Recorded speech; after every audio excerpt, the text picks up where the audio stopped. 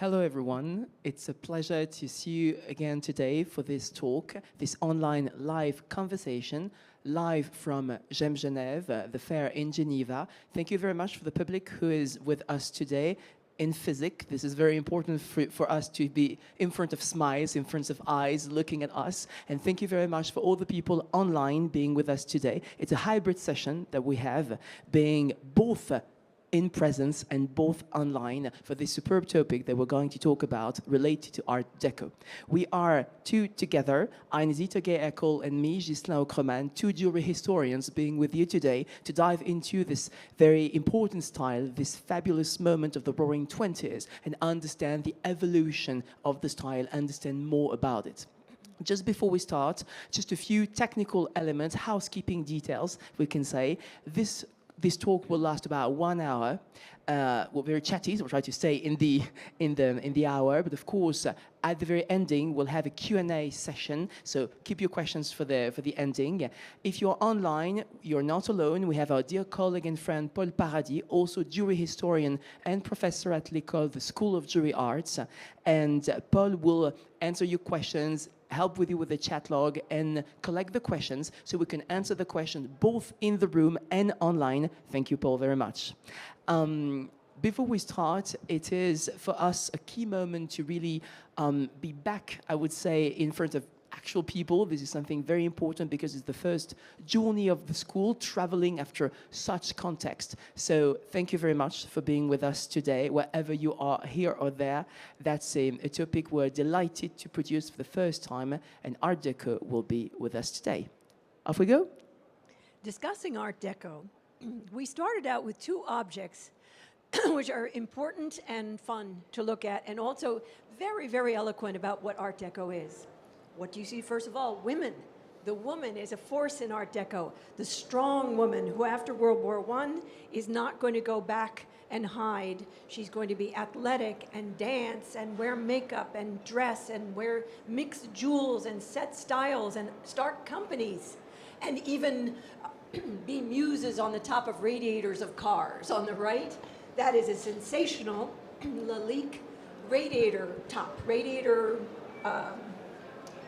bouchon radiateur. I can't think of the English, that's hilarious. The thing that closes the radiator. And it's a gorgeous woman with her hair blowing in the breeze. She turns into a very geometric sculpture. She's exquisite, created in glass. Very important, she can be reproduced. So a work of art that's original and transversal, because it's like a jewel, it's industrial, but it can be reproduced and can be seen and appreciated all over the world. On the left, it was a real lady, Lila Nikolska, a sensational dancer who was really very influenced by her time with the Ballet Russe, perfect for Art Deco. And Lila Nikolska served as the muse and as the model for Marcel Picot's frontispiece for the Folies Bergère, where a lot of the sensational moments of Art Deco happened.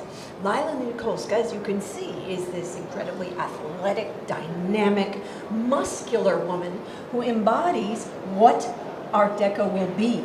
Look at the curves. The curves are there, but the curves are geometricized. Easy to read. Art Deco needs to be easy to read, which is sometimes why sometimes it's not properly respected. Because it's accessible and easy to read, people say, oh, they sort of used to dismiss it. For a long, long time, Art Deco slept, and a lot of it was destroyed.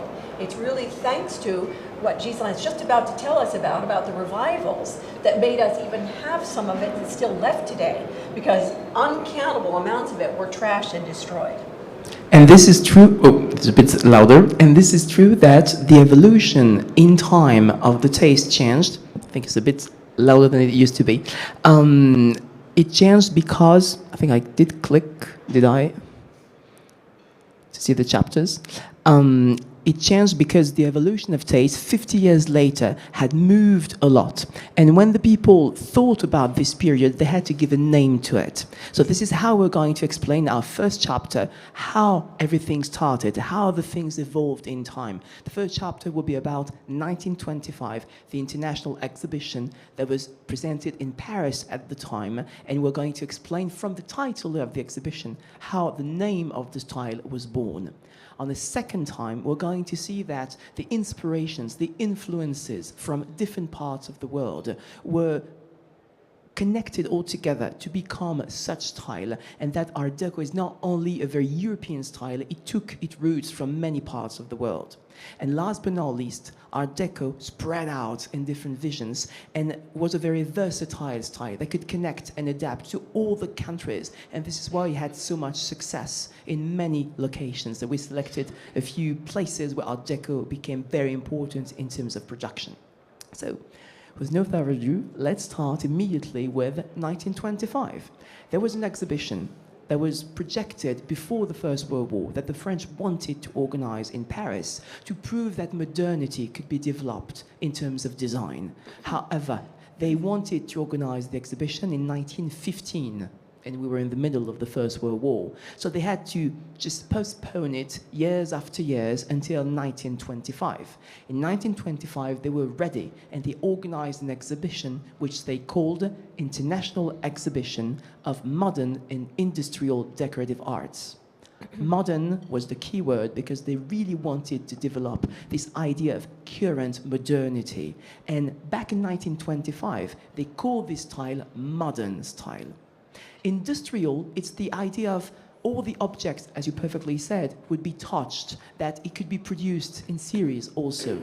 Sometimes one shot, sometimes many. They wanted to adapt to all the aspects of everyday life. And decorative arts, because the focus was on the arts of the lifestyle, and the decorative arts, not only the beaux-arts, the fine arts, but the decorative arts will be important. 50 years later, when the Musée des Arts Décoratifs in Paris organized a retrospective about the Roaring Twenties, they wanted to talk about this key exhibition, but big problem. The name of the exhibition was so long, they wanted something short, easy to remember. Decorative arts in French is Art Décoratif. They cut the end of the second word, it became Art Deco. And this is how we call the style Art Deco. Art Deco in French, Art Deco in English. In all the languages, we keep the same words. But it's something from art historians that we built half of a century later. And what happened in 1925? It happened that above 20 countries were invited in Paris to display the most magnificent pieces in the building that still exists. Here you have a map on the left, which represents a part of the River Seine with, if you know Paris, the Grand Palais, which is at the bottom right, the Petit Palais there. You can see the name of the avenue, Nicholas II, the name of the Tsar of Russia, and it leads to the Invalides area with the bridge. The bridge was covered with booths, more or less like what we have in the fair in here, but 40 booths of the great designers, of the great luxury displays, and they covered the River Seine sides, they covered the parts of the city to the Eiffel Tower. A major part of the city was covered by thousands and thousands of booths and people who displayed pieces. They invited the key countries to sort of compete in terms of creation. They did not invite Germany. We were after the First World War. Sorry, the friendship between France and Germany did not exist at the time. But they really wanted to focus on the production of what they could do best. And it is true that we're going to see that the luxury side was very victorious at the moment. If you look, there are some of the boats that you see even today on the riverbed over here. And what is nice to see, this is one of the 3 boats made by couturier Paul Poiret, one of the great couture designers at the time. And he welcomed artists, welcomed designers, great people over there to prove the importance of creation that really, really mattered at the time. And all the artists will be together and would prove that in time they wanted to create the best. The thing is that in Paris at the time, because it was after the war, they had to, let me say, recycle some of the buildings. The Grand Palais existed since 1900, so they just reused it. But they wanted also to make some temporary new buildings, and one of them was really important. It was a fountain, wasn't it? This fountain becomes an inspiration for the creation of jewelry. And after all, we're having a jewelry discussion today. But the thing is, to discuss jewelry about Art Deco, you need to discuss everything, especially architecture, and even all the way down to coffee and teapots and toasters for the house, because it was a transversal movement, as had been Art Nouveau before. This fountain, created by René Lalique, was called Les Sources de la France, the sources of France, the springs of France, the waters of France. You could say the life force of France. And it was an idealized vision of the inspiration of Art Deco spreading out and in rayons, in really beautiful streams of light all over the world. Now, we must say that 6 million people came to this exhibition, 21 countries, 15,000 exhibitors. The Americans didn't show, and that was a big mistake on the part of the Americans. Interesting mistake. It gave France even more of this focal point in 1925. This is a crucible. It's not that Art Deco is 1925. Art Deco, les Arts Décoratifs, the trend toward it had really started as early as an exhibition in 1913. In the 10s, before World War I, it was moving along. But this is, we could say, the crucible. And if we look at these two pieces of jewelry, here is a Mauboussin piece. It's a pendant. In the center, it's a perfect kind of synergy, because in the center you have leaves that were obviously carved in India of Colombian emeralds, and this is a story of emeralds found in Colombia, going to India, being carved in India, coming back to Paris, and coming to life in French jewelry. That's a story Gisela and I love to talk about. We have some movies about it online. And here you have in the center a very kind of Indian piece with this Indian medallion at the bottom. It could be quite old. It's an exquisite carved floral emerald piece, but all around it, with French savoir-faire, with brilliant cut pavé diamonds and platinum, you have the fountain with the rayon, the beautiful sort of splashes of the fountain coming out. And then on the right, the piece on the right is a diadem.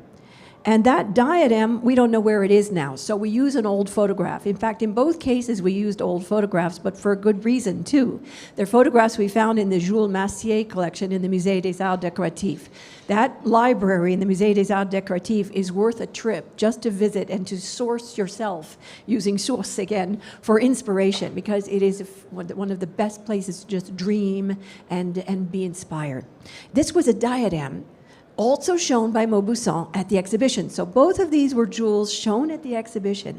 Imagine that diadem going around roaring 20s diva lady's head with her short hair, and really the center focal piece with using baguette cut diamonds, which are really an invention of and for Art Deco. All those splashing waves of the fountain being expressed in pure diamond and platinum.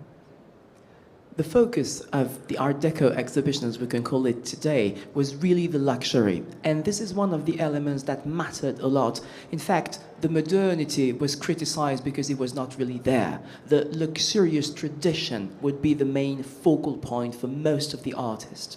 Here we have one of the greatest examples of the pavilion during the exhibition. It was called a collector's pavilion. It was created by Mr. Ruhlmann. Ruhlmann was a cabinet maker, ebony specialist. He was one of the great designers of the 1920s, and he was leading a group of artists, craftsmen, all together producing some of the most impressive pieces. If you look at the interior of this ideal world collector's hotel, it was not someone specific, it was someone ideal they imagined. If a collector in Paris had to collect Art Deco, what would he buy at the time? And this is his answer. Here you have a decoration which is connected with the definition of what is Art Deco.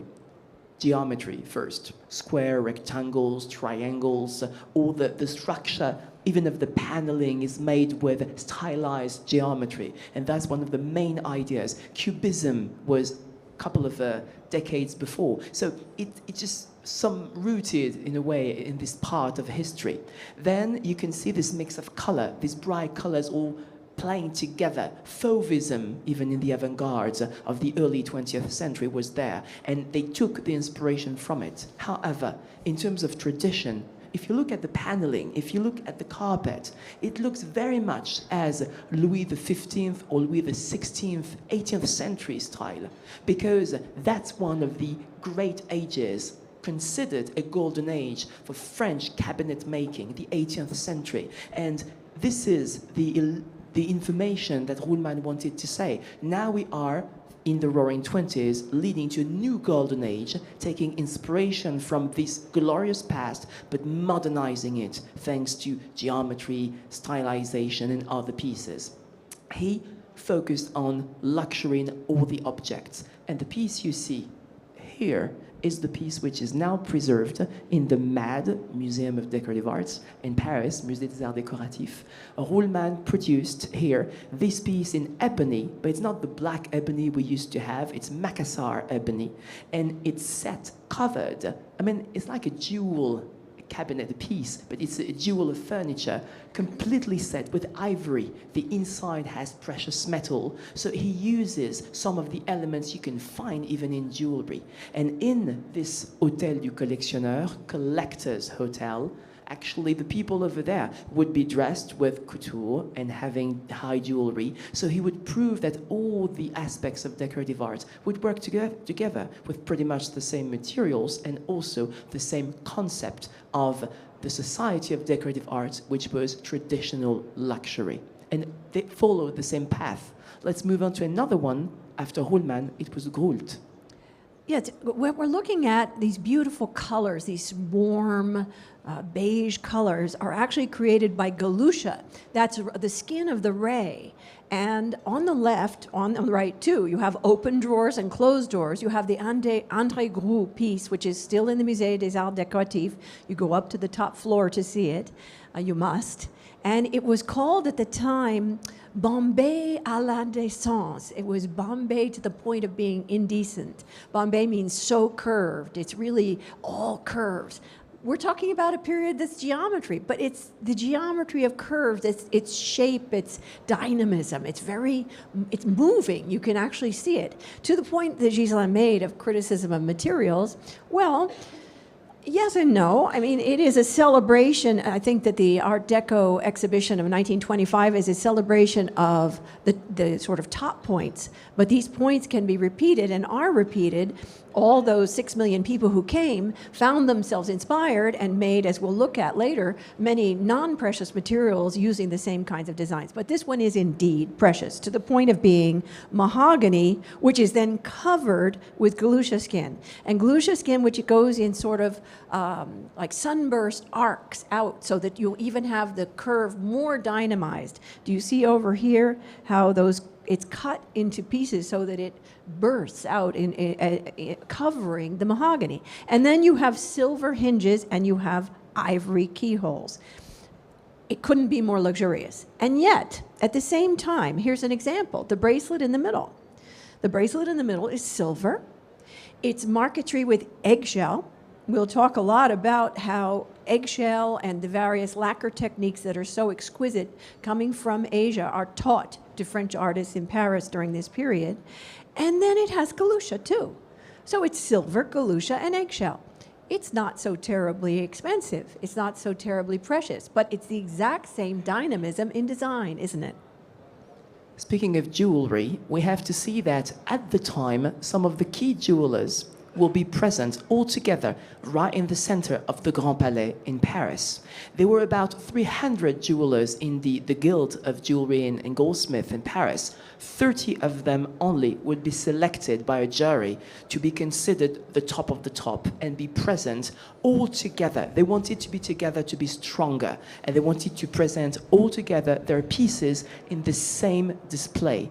They ordered architect Eric Badge to create this immense decoration, very purified, minimalistic, but traditional in the same way. The cases are the same, so they wouldn't compete with a more beautiful case than the other one, than their neighbor.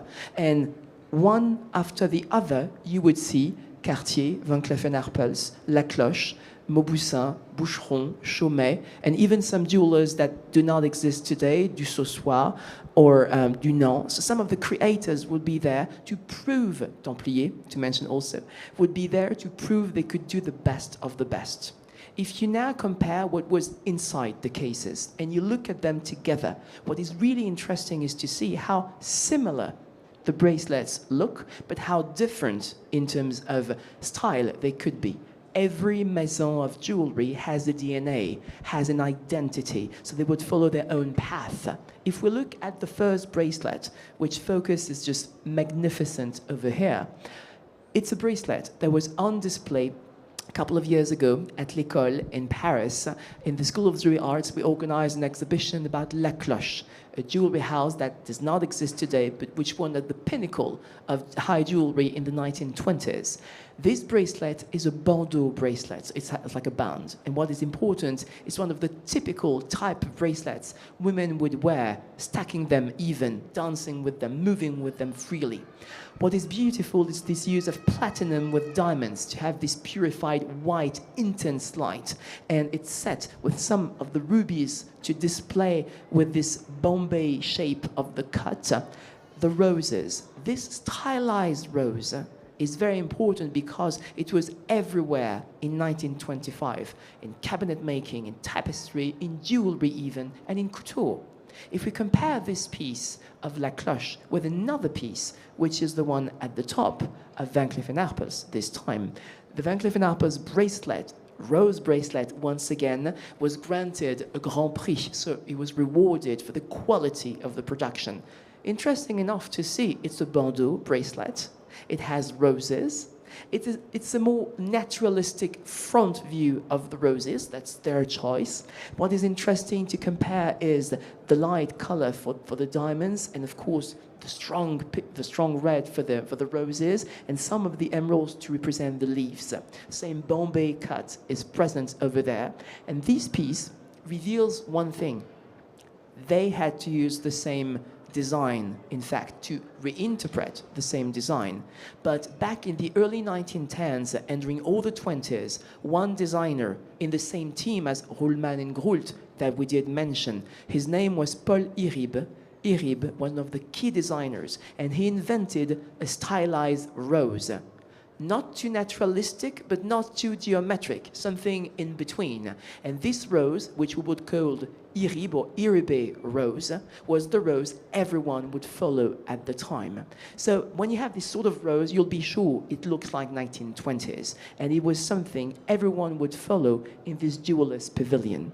And who, of course, would wear these pieces would be les élégantes, these ladies who are not going back to wearing corsets and long dresses and piles of ropes of hair on their heads.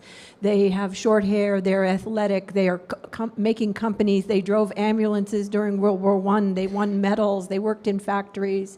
They often are now, sadly, raising families alone, holding on to keeping homesteads going when members have been lost or have been damaged during the war. And they are pioneering a new way of life. And in order to do that, they are looking to a special kind of style. So this Pavilion de l'Élégance is really a pavilion for women.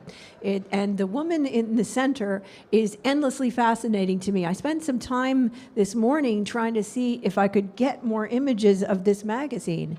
Even in the Bibliothèque Nationale de France, it's hard to find complete sets because the magazine went from 1920 to 1954, called Eve. And what's funny is there were Eve magazines all over the world. There was an Eve magazine in London, there was an Eve magazine in America. So these women were really wanting to be Eve again, but I think Eve not being kicked out of the Garden of Eden. Eve who's going to take the apple and keep it and do what she wants. It's very interesting, even that word. But this woman is a swimmer. Right away you see that, wearing a bathing suit, but that alone is shocking. You weren't allowed, if you look at before World War I, the way women went to the beach, they were wearing pajamas. They were trying to swim in heavy wool pajamas from head to toe. So she's a swimmer, she's fit, she's muscular, and she's posing, playing with a statue. So she's not objectified. Don't get that wrong. She's not like today's, some of today's people who feel objectified. She's taking that pose, she's striking that pose because she sees herself as a forerunner, as a pioneer, as a woman of strength. And she is juxtaposed against the artwork. fascinating, I think. And when you think of that, you think of who these ladies were, what they were wearing. I think if I have to pick one designer, my absolute favorite is Jeanne Lanvin, because of who she was, because of what she did. Also, of course, because of her aesthetics. From Fauvism to Fragonard, she was a great collector. She was friends with Vuillard. They were almost the same age. Edouard Vuillard was a tremendous influence on her. And look at the details of her dresses, but also the dynamics of her dresses. They're strong, they're feminine, they're fluid, and they're incredible works of art. And her whole life, she was courageous, she was kind of shy, but she was an influencer of strength and courage. So Lanvin's dresses, of course, were important in that pavilion. Also, the nécessaire were necessary. The nécessaire in French is a box, but it's a box that's so evocative that we show quite a few of them during our talk today. This one is kind of humble, but very slender. And we thought it was cool to show this very slender one that's one of the many masterpieces in the Liang Yi Museum. And those of our friends who are in Asia right now, and those of our friends who are going to Hong Kong, you must make appointments to go and see this fabulous treasure box of art, the Liang Yi Museum. So here is this very slender case that opens up to have all the necessaries for the lady. Pen, perhaps, notebook, most of all, powder, rouge, and lipstick, and a mirror. Maybe a comb. Now, why was makeup so necessary? My generation was scandalized by makeup. I used to get in trouble in high school because I insisted on wearing makeup. Girls would yell at me for it. But makeup was a hard-fought right for these ladies. They were proclaiming their freedom to be ultra-feminine and to wear makeup. And makeup had not had all the scientific innovations it has today. It didn't last 5 minutes. So if you were taking this dramatic position of white powder, red rouge, and red lipstick, and you had a big hole in it the minute you took a sip of coffee or a martini or whatever it was, you had to constantly repair it. So you wanted to make that an act of defiance and femininity and glamour. You needed your nécessaire. And what is fabulous is that this lady was absolutely enhanced in this pavilion of elegance at the time, with couture, with the decoration, and with jewelry, because one jeweler was present in all the couture display, wasn't he? Absolutely, and if we look at the design on the right, the Berenice design, the jewel is incorporated. It's like a beautiful slide over from the Pavilion of Elegance, because there is this Indian Mughal jewel that's incorporated into the ultra feminine, but also dynamic and bold and courageous jewel that Cartier showed at 1925 and they won prizes for. This is an incredible piece that was rewarded on purpose. What is fabulous in here is that it's not a simple necklace, it's a shoulder necklace. It's supposed to be worn larger than as usual. What is fabulous is also the story of the piece and the story of the central emerald, which is right in the middle. This piece was called Berenice because the name of the model wearing the piece was Berenice. But what is interesting is that initially it takes us back to the 1500s, back in Colombia, where at the time this emerald was found by the Spanish conquerors, transported to the old continent, to Europe. Probably trade to Portuguese. The Portuguese transported the emeralds to Goa, India, where some of the Mughal people bought the emerald and engraved it. We know that some of the Jesuits were on the boats and they wanted to give some Bibles to convert them to Catholicism. Well, some of the Indians, they accepted the Bible, but not for the religion, but because they wanted to have the beautiful miniature painting that were in the Bible. So if you followed me well, just stay whole.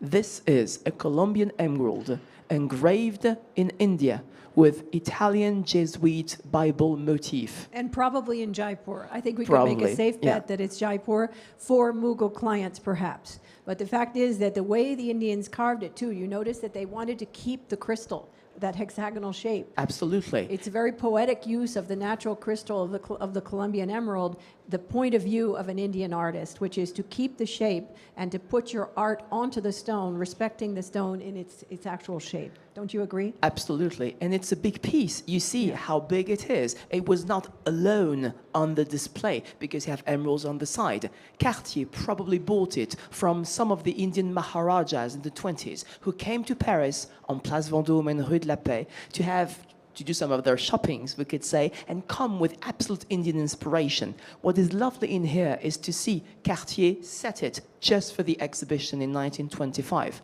When the exhibition was over, they will just dismantle it and sell the pieces one by one. Very so it sad. was just a masterpiece in the context of the fair, in the context of the international exhibition. Let's move on, because we're talking about inspiration from all over the world, how Art Deco was born. Art Deco was not only born with geometry, with pure stylized design. It had to be enriched with touches from faraway places, and this is probably why this style is absolutely fascinating. So let's start immediately the inspiration with the very first, which was African art.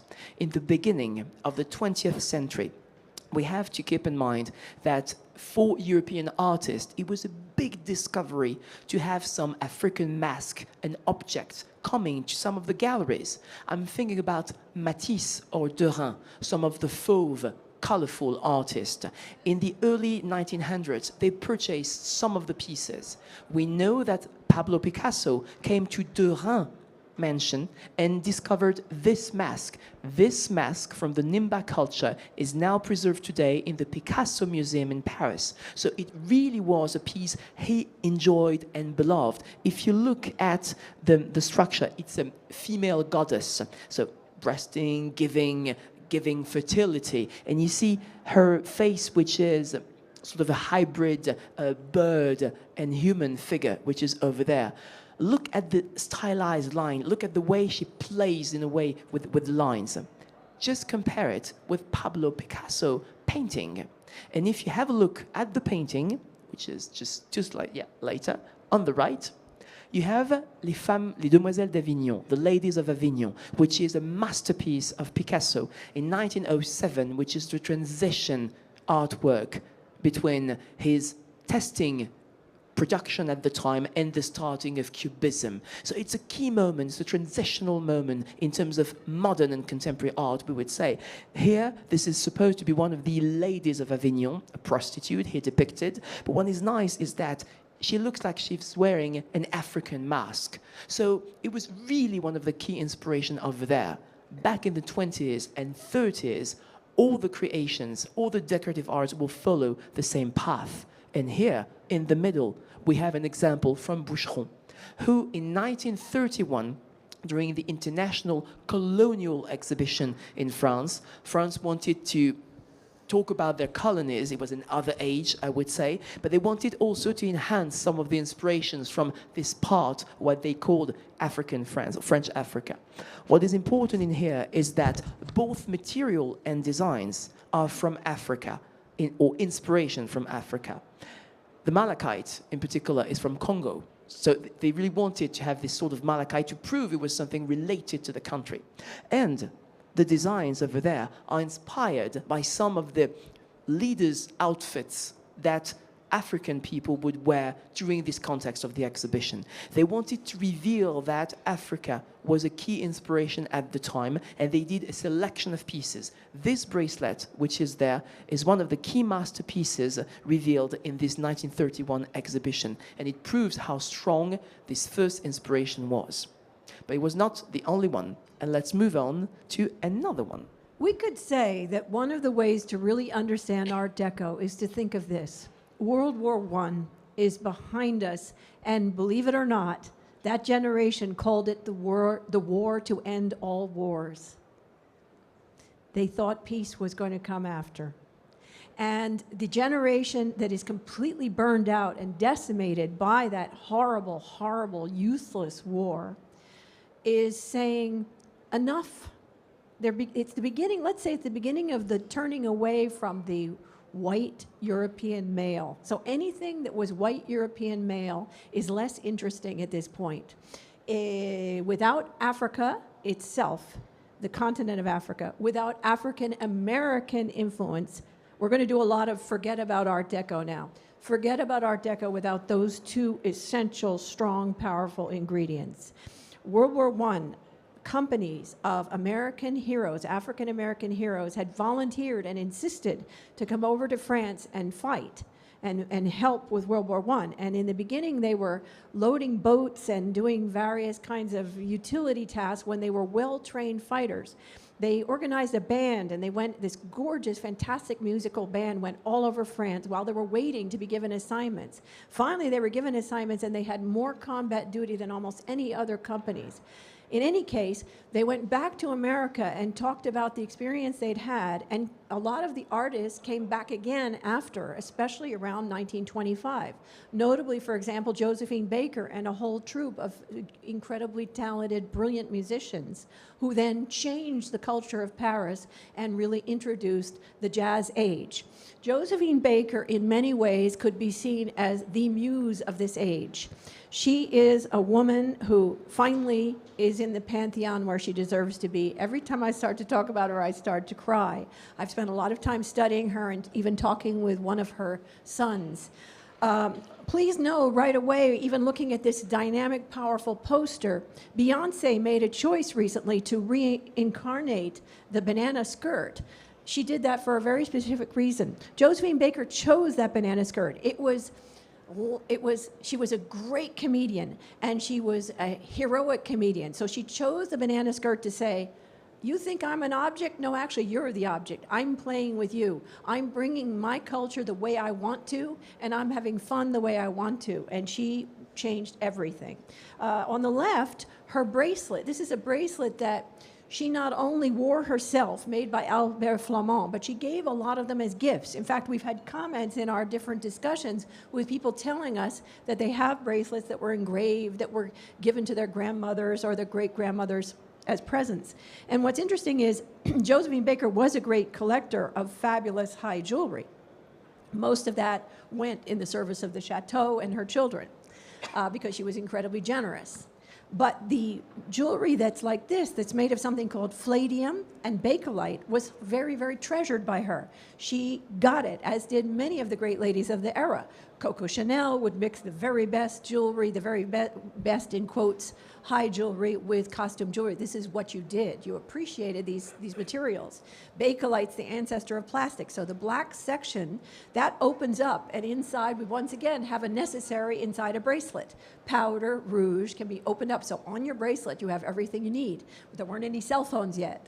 So you had what you needed on your bracelet. And the combination of an alloy that's not gold with bakelite, that's the ancestor of plastic, was seen as a glorious celebration of the future. Again, on the right, the giraffe necklace. This is something created by Jean Dunant because Josephine Baker was literally his muse, dear family friend.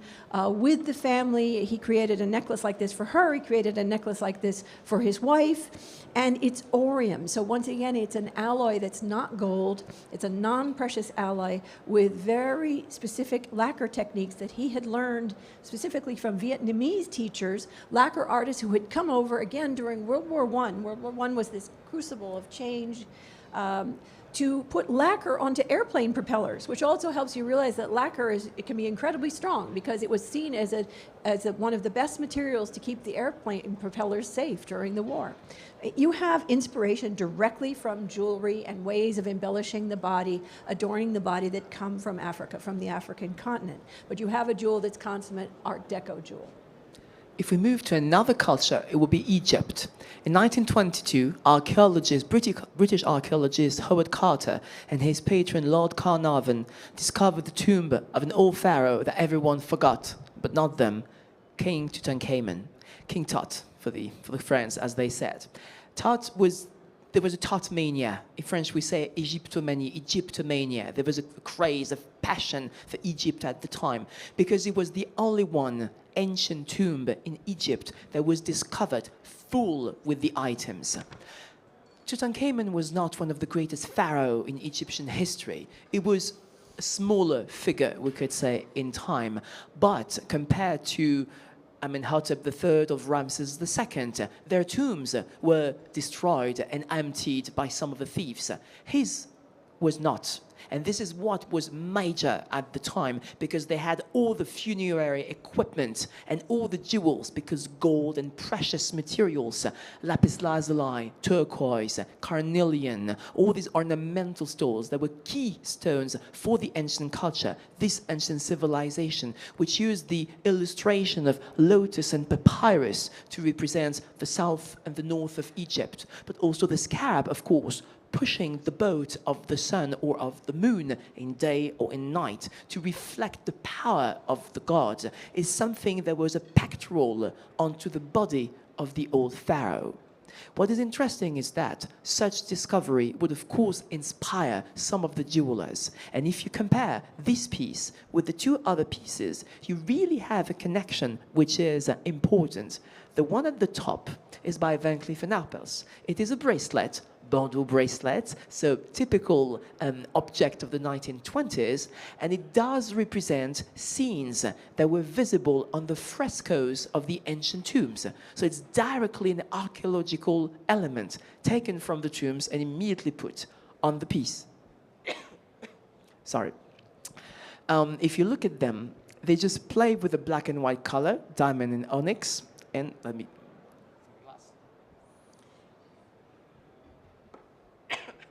So sorry. And they will play with the figures all around, using some of the rubies to represent the flesh of the people. That is inspired by some of the frescoes and the decorations. But let's compare with another piece. Sorry. I'm losing my voice. This piece is huge. It belonged to Mrs. Cole Porter, which is important too. Here, Cole Porter, the great composer, one of the, almost the Mozart of the 1920s. It's a giant piece, and happily, it's in the Cartier collection, so we do get to see it in exhibitions. What a combination. I remember the first time I ever saw that back in 1987. I just almost fainted. It's so beautiful. And it's a crazy piece. Thanks for jumping in on this, because the owner was important, but the quality of the piece was important. Mr. Louis Cartier, in person, came to an antique shop and discovered the idea of mixing some of the ancient elements, so real artifacts from Egypt, and combining them with current Art Deco French style. I used to like to ask people a quiz when I worked at Cartier to guess which was the old and which was the new of the 1920s. And of course, people always guessed the beetle right away. They thought the scarab was old. No, the scarab is new. Is modern quartz, we could say. And on the side, it's the blue. It's Egyptian faience. It's in between glass and porcelain and glass and ceramics, we could say. But it's mixing on platinum, diamonds, the black and white color. Some of the emeralds are, of course, modern. But what is interesting is this use of the blue, which is the typical blue color that people would have in the time. So Cartier was combining the old and the new to create something which would be a new trend. And remember, we were saying we wouldn't talk about each time we're going to say no Art Deco without. There would be absolutely no Art Deco without India. Many ways. There are many ways in which there's no Art Deco without India. First of all, the materials. Obviously, it's right in front of us. The one on the left, we could play a game again. That's a piece from 1650 to 1670, yes and no. Because in 1930, Cartier redid it. They took a man's jewel, the lion is our clue, and that exquisitely mosaicked, inlaid lion in Kundan setting, looking so Art Deco, is actually the 17th century Indian jewel. So where did the influence come from for all that inlaying? Obviously, directly, it starts out, a big wave of it is in the early 1900s when Jacques Cartier is in India and falls so in love with various aspects of India that he insists to his brothers that they need to open boutiques in India, which they didn't do. Mistake, in my opinion. But in any case, no, that part is the 17th century part. On the extreme right and left, these are additions by Cartier to turn the bazouban, the man's arm jewel for here, into a brooch that one of our ladies can wear. And on the right, yes, indeed, that is completely a new 1925 era brooch created with Indian carved stones. The Indian carved stones are not completely of an accurate Indian palette, though, because you have blue sapphire leaves. On the other piece had been red, white, and green, which is the original true Indian palette of colors. The blue is the clue that it's a European piece for European consumption. It's what gets called fruit salad or tutti frutti, which never would exist without the confection of the Indian influence and Indian stones. If we move to another country, this time it will be China. It is important to see that the process of combining all the new worked with India, worked with Egypt, and it actually did work also with China. The example is here on the left. This piece from the Heritage Cartier collection was on display years ago in a magnificent exhibition maybe some of you have seen here in Geneva in the Bohr Foundation. The Bohr Foundation displayed the inspiration from Asia in Cartier pieces, and many of the jewelry houses at the time took this inspiration for good. What is important is that they use an antique piece of jade from China, and they made the outlines in a Chinese inspiration. It's French Art Deco with the use of the black and white, the coral also for the red, strong color, which was very intense and typical, we could say, of the allure.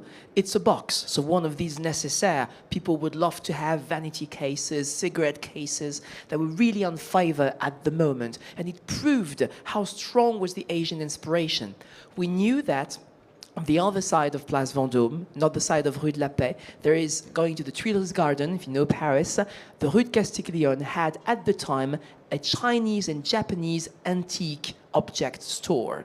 And this boutique was frequented by many of the designers of Place Vendôme. Louis Cartier himself came there, purchased some pieces, sent his designers there and say, you need to get inspiration. And there's also C.T. Lowe near the Parc Monceau. Absolutely, which was one of the great dealers at the time in this pagoda house.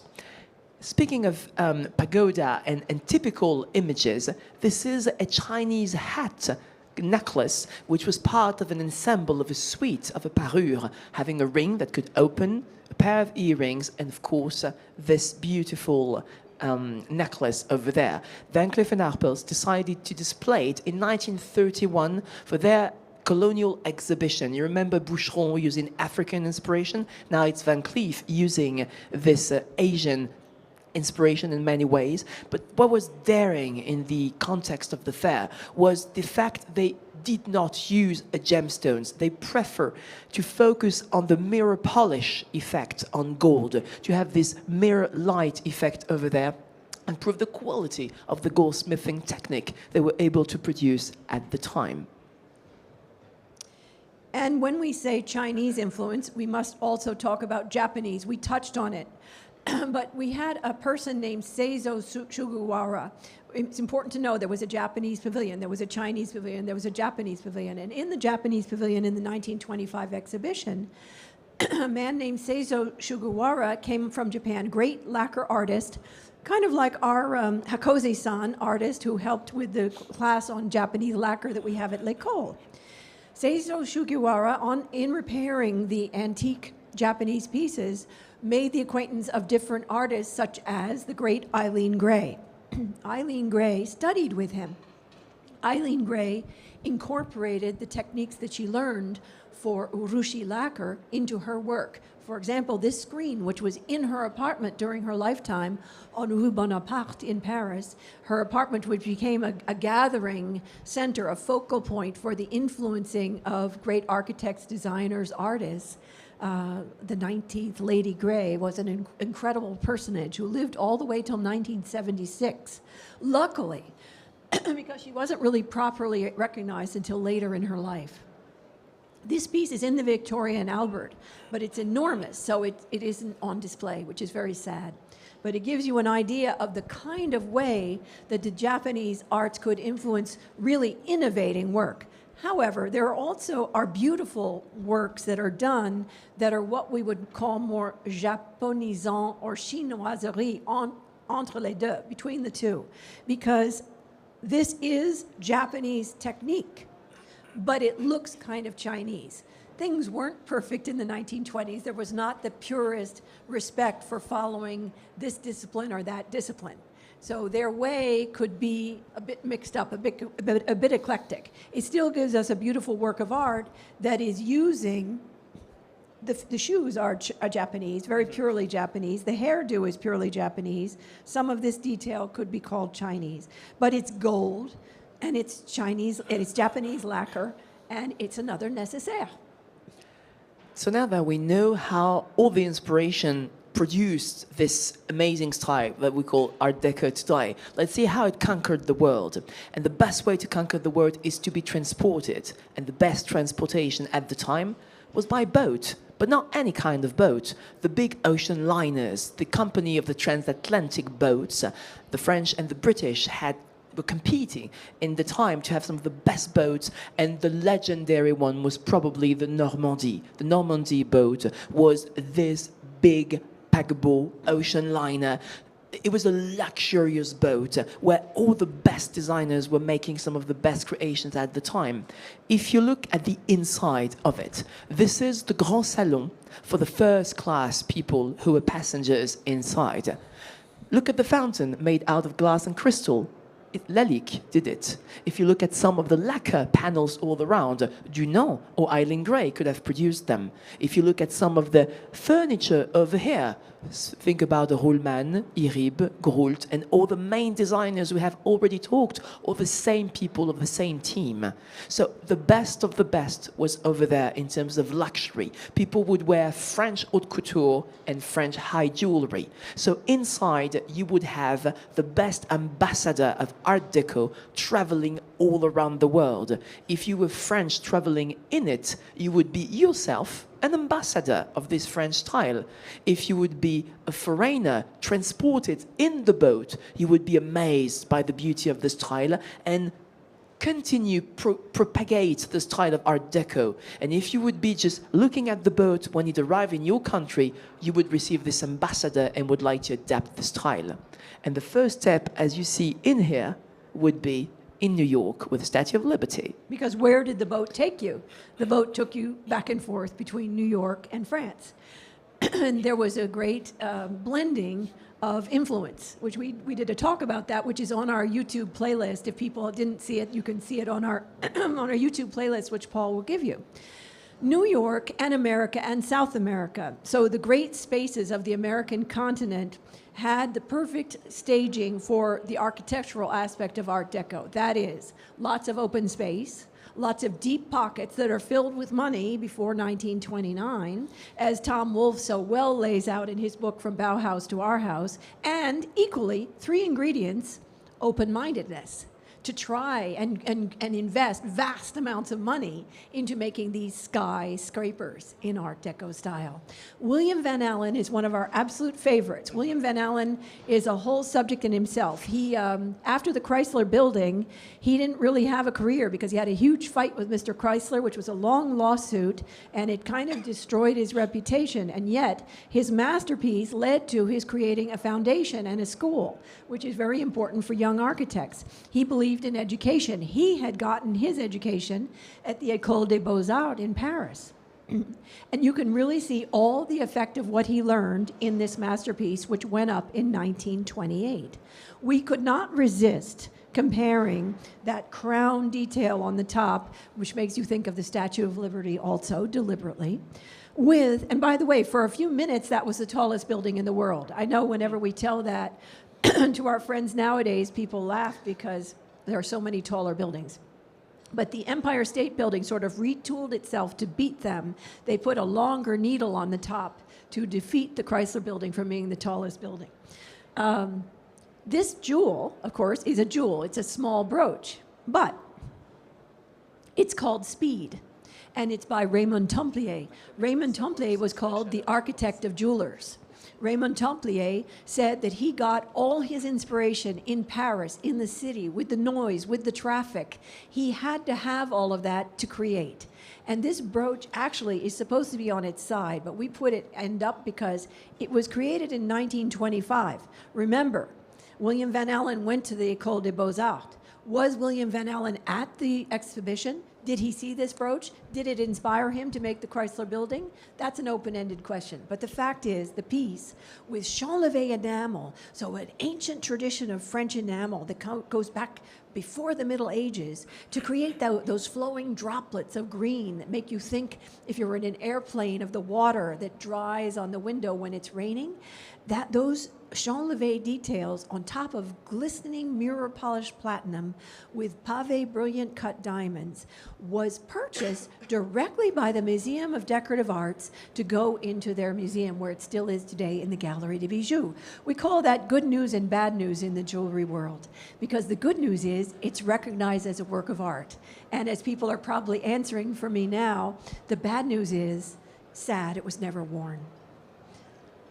If we move to South America this time, we're trying to make this sort of visual combinations altogether of some of the pieces. In Art Deco, you might have in mind the legendary statue of Jesus Christ in Rio de Janeiro, for example, by Paul Landowski. Here we went to Argentina here with Buenos Aires province. This is the entrance of a graveyard, of a cemetery. So it's absolutely interesting to see in such size of architecture. We can see the size of the motor and of the people over there. It's really huge, but it's very geometric, very abstract art, we could say, in architecture, in concrete, because the circle is there, there's the cross, just the face of Jesus is right in the center.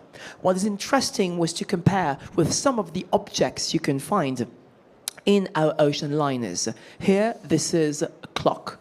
This little clock, we selected this one. It's the same period as the legendary mysterious clock of Cartier. But this one has, if you write the letters all around, Normandy. It was one of the clocks from the boat production. They had special design at the time. It's made out of glass, and right in the middle, you can see front view, it is the boat just arriving to us. And it proves, in fact, the importance of these objects and the fact that if you compare this piece with the architecture we've seen, it's a community of style. All these elements together, they follow the same path, whether you were macro, big, or micro, mini elements, because here you have two very different dimensions. Let's move on and follow the boat now to India. To a bed. That's a bed. And it's silver covering wood. It's a technique that's an ancient technique from Udaipur, but this bed is completely architectural. It could be a great bed if you had an apartment in the Chrysler Building or on the Normandy. So here you have, for an Indian Maharaja, a silver Udaipur bed that was shown in the Victoria and Albert in their exhibition in 2003 about Art Deco. Also, a necessary again. This necessary is all in marquetry of mother of pearl. It was part of the Sadruddin Aga Khan collection. And by the way, the Sadruddin Aga Khan collection had a great exhibition at L'École in Hong Kong. Our Hong Kong friends, I hope you saw it and are remembering. And also, we had an exhibition at L'École in Paris. But we thought this was a beautiful way to show the back and forth conversation between the decorative techniques, because the bed on the left has the completely dynamic geometric architectural Art Deco design, and then this box has all the language of iconography and design of the most intricate Indian traditional pieces, and yet it's a necessary for one of our ladies. From the bed, we changed the stage and we changed the room. We are in the bathroom. And what a bathroom, I would say. This is an incredible bathroom in a modernist palace. What is important is that not only the luxury side of Art Deco was present in India, but also the modernist. I'm thinking about Indore in particular. The Maharaj of Indore had a great interest for the stylized production of the time. This one has beautiful materials, of course, luxurious materials, but the lines are very pure. And that's something which really mattered at the time. Look at what we call the gaudron shape, this sort of tubular lines moving all around. They are very much alike. Some of the designs, once again, of one of our boxes. It is significant to see how close, how similar they could be, because you really have a look at them and you understand it's the very same period. Of course, materials are precious. They're playing with stones, as far as they did in the Indian bathroom, and engraved in lapis lazuli, you can see there is again our Iribe rose. So once again, the same motif moved from one place to the other one and respected the old codes we have seen before. It's kind of perfectly because you got the rose, the diamonds, the black onyx. And Absolutely, yeah. And it respects the geometry that we always had with some of our baguette-cut diamonds. Shall we move to Shanghai now? Shanghai is one of the great star places of Art Deco also. Art Deco architecture, there is still some now, but at the time it was a shining example of Art Deco. Beautiful Art Deco buildings like this one. And, of course, once again, the conversation between the Parisian use of the elements. In this case, on another Nécessaire design, we have very accurate Chinese iconography. The dragon chasing the flaming pearl in the clouds, adapted into an ultra-modern piece, something that Van Cleef & Arpels did and Cartier did, where they have a true Chinese element in the middle, and then they surround it by very architectonic, modern geometric designs as a sort of a frame. So this is done with pavé, brilliant cut diamonds, with very, very square juxtapositions of red and gold, using the palette of China, but in a very modern way. And it's sort of the opposite that we're going to see in a figure I could not resist to show you. This building exists. It's in Shanghai. It's the China Aviation Building. Now this time the architectonic side is the shape of a plane, and the decoration is Chinese because at the very top or at the entrance you have the dragon and you have the cloud motifs that we have seen before. So they just stylized it and modernized it in a way. What is lovely is to compare this very modernist architecture that proves how they dreamt of flying with the same dream Cartier had with his friendship with the aviator Santos Dumont, having this idea of a piece in super big, that's an architecture, and is very small, that's a brooch over there, playing with the cut of the diamonds to recreate this idea of the plain moment. You really have the jewel that's an architecture and the architecture that's a jewel. And I can't resist thinking, I noticed the airplane pavilion, which I hadn't really noticed before, in 1925, is almost identical to True, that. absolutely, completely yeah. destroyed. So obviously they took the inspiration, they went home to Shanghai and they built it. In the early 30s, there was Yeah. an exhibition in Shanghai propagating Art Deco in a part of the East. And that was absolutely fantastic because it proved how the versatility of the style could adapt in any place where it came. So how can we end on such reality? Well, Art Deco forever. That's a great way to say it. Well, not forever, because with the Second World War, it was a moment when it went down. And there was a moment we refused having any Art Deco. We have to wait half of a century almost to have a few collectors trying to just pick a few pieces, be interested in it. Some of the great stylists of the world, let's think about Saint Laurent, Karl Lagerfeld, for example, or some of the artists like Andy Warhol to buy pieces. But of course, we have to wait for the late 1980s, 1987, with the sale of the Duchess of Windsor, to have some of the Art Deco pieces back in time. And since the 90s and 2000s, there is a big interest, re-interest, not to say revival, of such piece. No pastiche, but just reinterpretation of the Art Deco codes in our contemporary world. And this is where we are going to end with these two contemporary examples, aren't we? Gisela and I spent a surprisingly long amount of time, but very delightful, trying to choose our two sort of stars that would show us the timelessness and the vibrancy of Art Deco. We did not want to show revival of Art Deco. We showed evolution. Michel Ong's piece. We discovered this in Juliette de la Rochefoucauld's book about 21st century jewelry designers. Paul will give you the link if you'd like to have a look at it. Spectacular. Juliette Weir de la Rochefoucauld, great friend of the school. And thanks to her, we thought this tree of life or jade embrace piece with the jade that's not the way it would have been done during Art Deco. It's more natural surface almost. And then rose-cut diamonds used with very, very modern modulation, sculptural, curving tree motifs, but an evolution forward of Art Deco. And then the Van Cleef & Arpels looking at that other aspect. And it proves how you can have the far away inspirations on one piece and the pure geometry on the other one. That's the richness of Art Deco. It just took us to so many directions. You just pick up the one you want. And remember, the way we play with baguette cut stones is something that really was born at the time. So this is how they wanted to think about this reinterpretation of what Art Deco was bringing to the Maison. And for Van Cleef & Arpels, it was the first international rewarding in 1925. So it just was a mark in history. So this is why, compare this piece with the other one, you can really see how the inspirations were putting some of the key elements in the path of jewelry history. And this is why Art Deco, even today, is a language that speaks to us and a language that would probably, let's hope, last a little longer, not to say forever. Thank you very much for being with us today. It was a pleasure being with you here at GemGenève or online together. Just before we end, just a few elements of our program, which will be online for the next week/month. Next one, the secret of jewelry designs, will be the topic we'll give online on November 17th in French and 18th in English. Inezita will be with our dear colleague Marina Fulchiron, designer, jewelry designer, talking about the secrets of jewelry design. And from Hong Kong, in particular for those following us from Asia, December 16 and 17, 16 in French, 17 in English, we'll have the La Cloche Jewelers exhibition traveling to Hong Kong.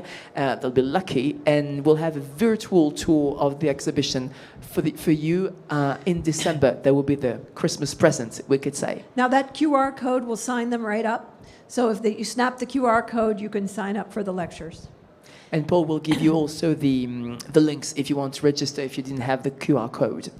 And last, but most, in a way, incredible, very important, at the heart of what the school does, fields of research. The school has a department of research, opens fields of research, and supports, nourishes, enhances, transmits, shares jewelry knowledge, elevates the level of jewelry culture.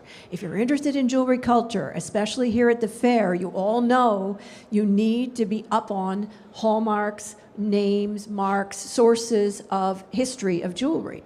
There's a gentleman who did a real life's work, the author of this book, which is going to be offered here at the fair for pre-publication. The book series it's a giant work, will come out in February, but you can pre-order right here. It's an example of the many different books and publications that the Department of Research of l'École keeps generating at a kind of scary rate, because they really push it ahead to keep the jewelry culture going forward. So, time for questions. Questions from you in here in GemGenève or from online. Let's just start with those in front of us. If you have some questions, the floor is yours. Don't be shy. If not, no worries. We have Paul being with us. Yes, please. Thank you very much for the mic. Hi there. Just wondering, I understand there's a Cartier exhibition in Paris now relating to Islamic art. Are there any Art Deco examples in that exhibition? I presume you've been there already and seen it. Yes, lots. A lot, yeah. Yes. We didn't mention a lot this exhibition, but definitely in Paris, this is one of the must-see exhibition. Cartier and the Islamic arts inspiration is definitely connected to the roots of the early 20th century, and there are plenty of fabulous Art Deco inspiration in there. Absolutely, thanks for mentioning. It's exhaustive, fabulous. It's a really thorough, room after room after room, with ancient Indian art, all kinds of actual Indian art juxtaposed with really good teaching explanations of how that moved forward in the hands of the Cartier family into Cartier jewels. It's amazing. So let's pick up a few other questions, if we may. Thank you very much, Paul, for sending them to us. There's one specific question about the baguette cut, specially created for Art Deco. Would you like to start answering? Yes. Baguette cut was, let's remember, 1919, so just after World War I. Tolkowsky, fortunately for all of us, is both a mathematician and a diamantaire who does his doctorate project for Oxford in discussing this ideal cut, which he invents. And the baguette comes along at the same time. Yes, the baguette is something that is devised for Art Deco, for what we now call Art Deco, but it was seen as modernist jewelry. Yes. We have a question about the techniques. Thank you very much for asking. What about if lacquer was most used in technique in Art Deco? Enameling and lacquer Yes, were both both. used, in particular for the boxes, to Yes. produce some of the pieces. Mainly enameling in the 20s, a little more lacquer in the 30s, we've seen with some examples, but they were both very, very used at the time. And there's also one question about the blue. Oh, the scarab piece of Cartier. It's not enameling. It's the blue faience. Paul will write you, will spell you the name. Egyptian faience. It's a specific technique which is, let's say, in between the arts of fire, ceramics, and glass. People say it's in between pottery and porcelain, but it's an artistry, a technique that the Egyptians mastered. The Egyptians also did master glass, and glass was incredibly rare. We have to know that glass, faience, all those technologies were priceless in antiquity. Roman glass, it was something that might have been more valuable than diamonds, I think. Someone asked also about the Asian art dealer C.T. Low, C.T. L-O-O. And if you just Google C.T. Low, you'll find this fabulous pagoda that he built. He was very controversial because the source of his art was questionable, but his art pieces changed European culture because he brought Chinese art, explained it to people, and people fell in love with it and bought it. Let's pick up a final question if we find one. There are many. Thank you very much. Is there a question in here? Yeah, hi. It's a question for me. What are criteria for Art Deco? Let's say the brush from the last, inspired by tree or nature. To me, it's not Art Deco. I mean, no, I just don't understand what's the criteria, the period of time it evolved, or what it is. You mean our criteria for choosing those pieces? We put those two pieces side by side because those are, to us, the two great nourishing aspects of Art Deco.